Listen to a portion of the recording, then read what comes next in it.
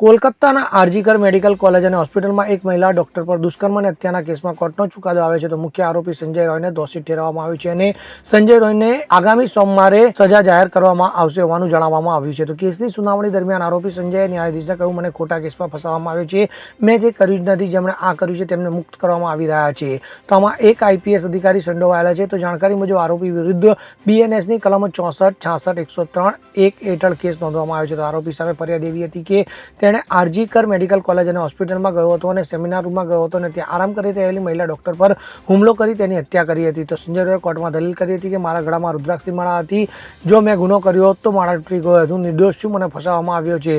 તો મળી રહેલી માહિતી અનુસાર કોર્ટ સોમવારે સજા સંભળાવશે. Bureau report CN24 news. હવે જુઓ દેશ દુનિયાની તમામ ખબરો તમારી આંગળીના ટેરવે.